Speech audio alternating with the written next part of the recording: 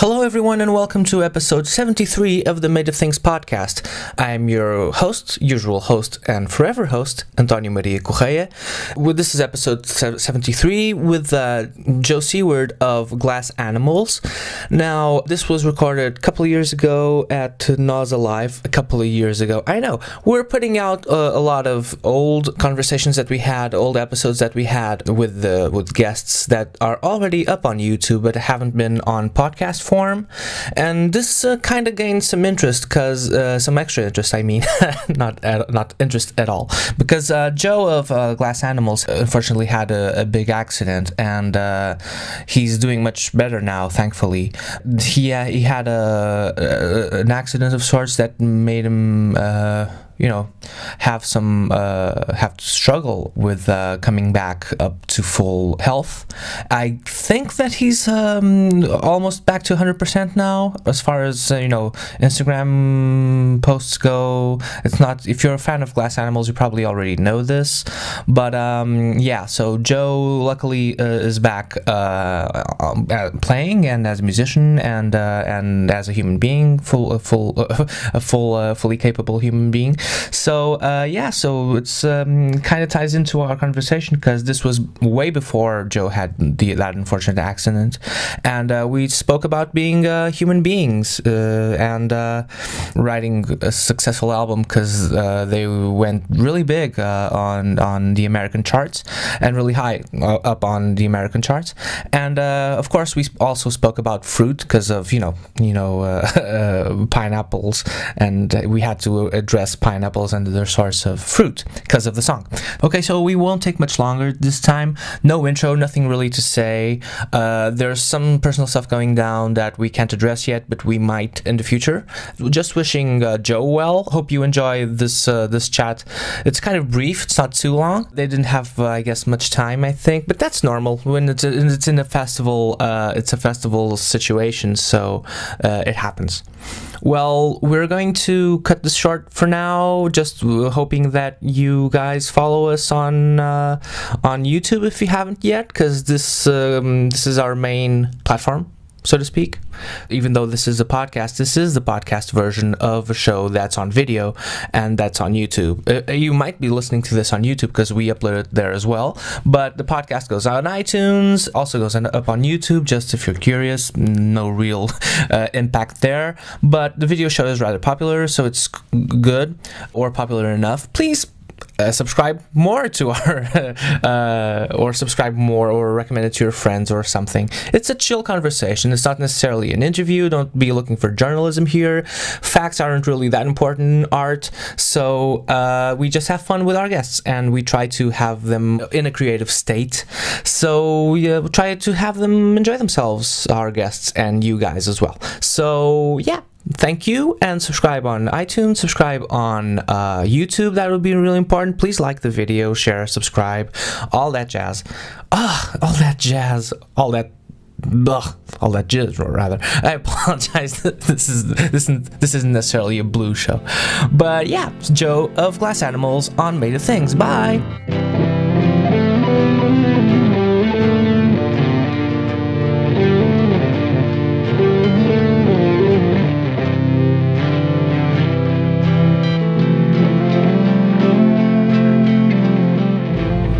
Sorry. Yes, phones are very important. I'm just going to put it on silent. Please, yes, please. I'll check that as well, because trying to have some professional behavior is good sometimes. No, it's on silent, obviously, of course. How are you, Joe? I'm very well, thank you. How are you? Fantastic. I'm rather drunk now, actually. Yeah? Yeah, already. I arrived like an hour ago, but I had like 7 beers already. So. Oh, amazing. I was planning to join you, but I can't find a bottle opener at the moment. Well, you just arrived, really. Yeah, no, I literally just did walk in, but I've got a beer right here waiting for me. So as soon as we're finished, I'm going to get drunk too. If it's not gauche, then please. Feel free, really. But I can't open it at the moment. Leonor has one in her keys, actually. Oh, well, there we go. Keychain. That would be perfect. Nônô has a bottle opener in her keychain. It's shaped like a tree. Like a tree? We have you covered, dude. Amazing. This is the best interview of all time. Already? There you go. Wow. Oh.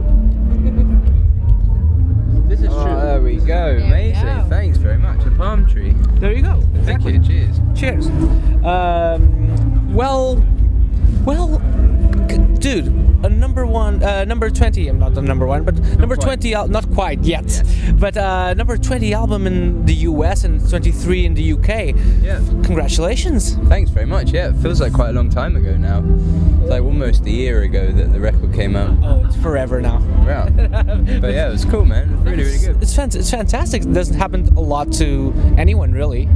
No, I mean, it was never something we were expecting to happen, for sure. So, a very pleasant surprise, I think. Yeah.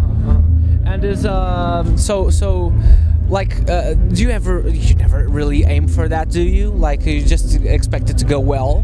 Yeah, I think we tried to make a record that we really loved, and I think if you try and make records that will be successful, I think we would probably end up not writing music that was true to ourselves, I think. So, no, it definitely wasn't what we were, that wasn't why we made the record. So that's why it was a really nice kind of bonus. We made a record that we really loved and then released it, and then other people liked it too, which was great. I totally relate because we have the same mantra, really, because so we just really try to do stuff that we enjoy and have chats with, we haven't even barely started yet, really, but try to have chats with people that we enjoy, and like hopefully people that watch them will go like, oh, like we like them too. We like them too, exactly. Oh yeah, I'm going to try and be nice enough that someone might like us too. Or not be nasty now. Have you ever been over here? Because I don't recall. Yes, we have been to Lisbon before. Actually, I'm just down the. Not too far away, actually. What is that? Is that a river or is that an estuary? It is an estuary.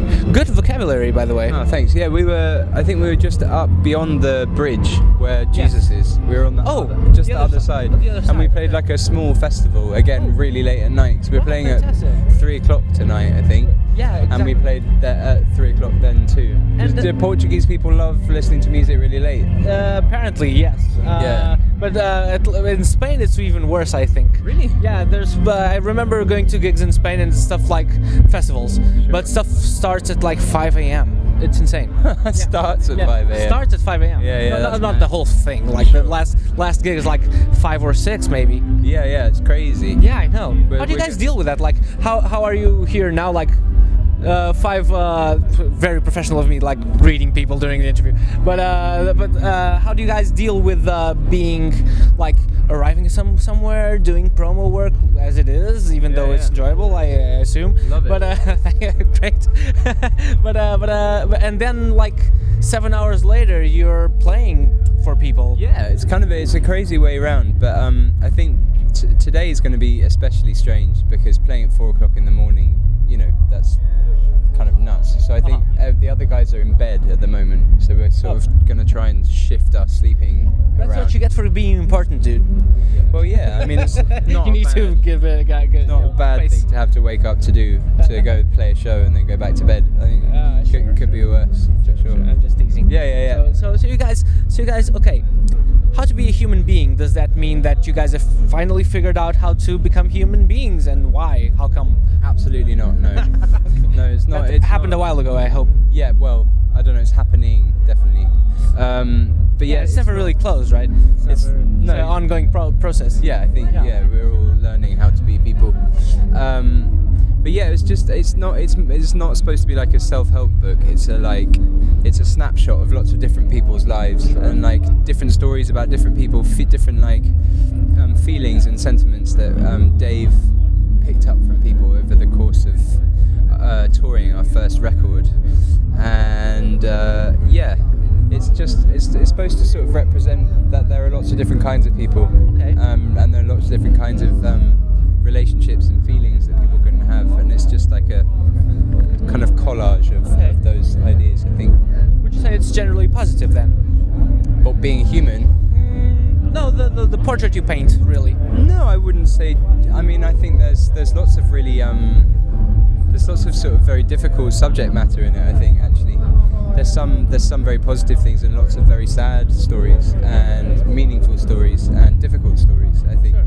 So no, I don't think sad could be positive though.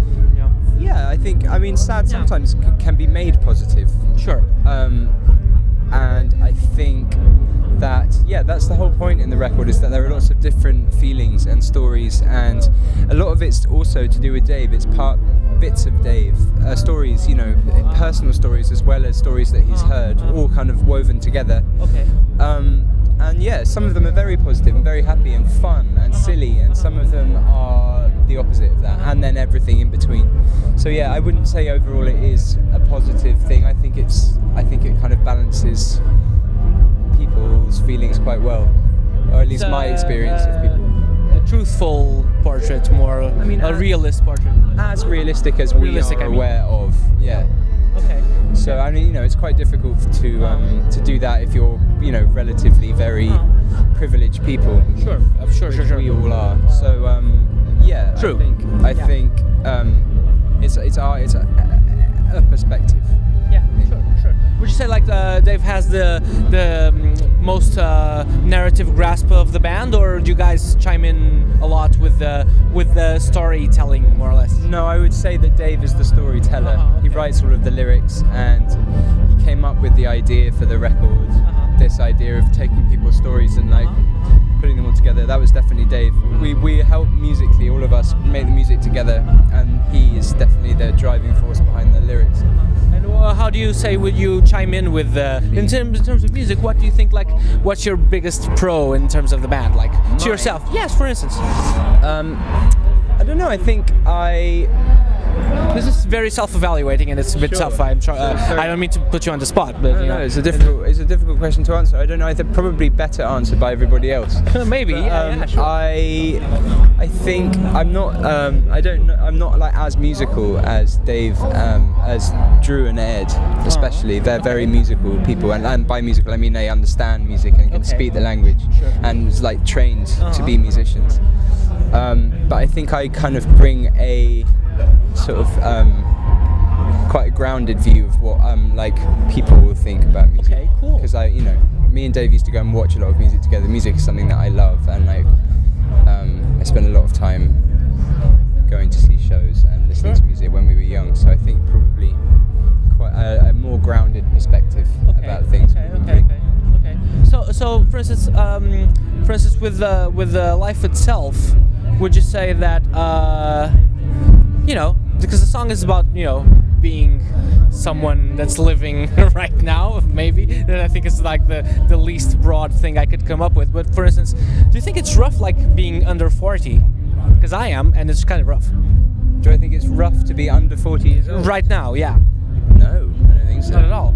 No. What, you mean difficult? I mean in the sense of that, I guess that's what the vibe I got from life itself was that it's kind of there's some I mean, we're all privileged, but there's some silver linings, not silver lining, the opposite of silver lining, but some difficult aspects to all of this, really. Do you think that's what it's about? I think that's. I'm not complaining, by the way. I'm fine. I think that song is about an individual who's kind of caught on the outside of society. He's kind of found himself stuck in a sort of circle outside. He can't fit in, so he kind of goes away by himself to do his own thing. And by going away, he's kind of distancing himself from everything again, and finds himself in this loop of but he ends up having a really good time and sort of being himself. So I don't think I would say that I am having a particularly tough time being under 40. I think there are probably lots of 40 and overs who would like to be our age. Sure. That's true. Well, for sure. Yeah, not to get you not that we're trying to reach the truth, nor to find out what songs are really about, because they're really it's in the ear of the beholder in this case. Sure. But it's just curious that you guys might have had, from what I got from it at least, you could have had because being of a certain generation right now, there's not much money. There's not much money around, and we're trying to do our best with, trying to make shifts. No, I get you. I totally get you. It's probably as difficult being young as it is old. There are difficult bits of both, I guess. Yeah. But yeah, no, sure. I mean, you know, it's never. I don't think anything's ever easy. Exactly. Easy. But The struggle is real. Yeah, you know, it's difficult to get a job. It's difficult to do lots of things and like have money. But it's also kind of quite liberating being young and free enough to sort of, I don't know, go to music festivals like this instead of having to stay at home and look after tiny humans. Exactly, and plus play. Like, yeah, exactly. Play your own creation. Yeah, sure. Fantastic. Yeah. No, I'm not complaining at all about. I'm not either. I'm speaking to talented artists, so that's and having fun. So, but okay. Apparently, we have like room for two last questions. So, okay. First off, this is for a show called Made of Things, and it's based on the idea that you dedicated yourself to music because you heard something or saw something or read something that made you go like, oh, I want to do that. Did you have that, and what was it? Did I have a moment of... Yeah, because sometimes it clicks. Like you kind of know like, ooh, I want to do this forever, you know. That's a really interesting question. Thank you. I don't... I mean, that's a... The whole show. Yeah. Not the whole show. Did I ever have a moment? I mean, there's a song by a band, one of my favorite bands, who are called Radiohead, called Reckoner, which barely anyone knows them. Yeah. They have a record called In Rainbows, and there are a few moments on that record which I think are just like unbelievably beautiful, and that record sort of made me think about music in a different way. I think it's just so it's a sort of combination of being like feeling very completely natural, but also being like so like thoroughly thought about from beginning to end. It's this amazing combination of like of things. I think that is like one of the most inspiring pieces of art that I've ever come across. Oh, so I think cool. probably Awesome. something around that. I mean, I came across that relatively late in my life span so far. I think I was probably like 20 or 21 when it came out, maybe a bit younger. It's so not it that didn't long inspire ago. me to make music, but it definitely changed the way I thought about music. Fantastic. That's awesome. Because curious, because most people refer to Radiohead prior to that. So it's fun that you have. It's kind of curious that you're referencing something that's that's not so usual. Really. To me, that is the sort of pinnacle of Radiohead. Oh, cool. It's like everything that's good about them. To me, Okay. I like a lot of the stuff that came before, and I like some of the things that have come after. But that to me was like, and they're from Oxford, where we're from. Exactly. So you come across them? Like, are they people? I've been listening to. I don't know. I don't come across them very much, but they've been a part of my consciousness for a very long time, because when you grow up in Oxford, everyone knows Radiohead. Yeah, sure. Very cool. Very cool. Do you guys?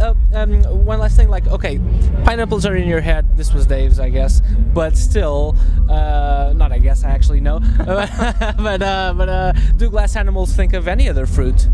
Yeah, I like lots of other fruits. I'm actually a bit bored of pineapples now. Oh, okay. We're kind of overdoing them, but it is very delicious. Pineapple is very delicious. True. I think grapes are probably my favourite fruit, or peaches and grapes. Okay. So, please on your rider or something like just. We've actually got both of those things in there. There you go. Not just pineapples, I guess. No, I actually didn't see one pineapple, but Tom may have just eaten it. So. Okay. I'm not sure. Yet. Yeah.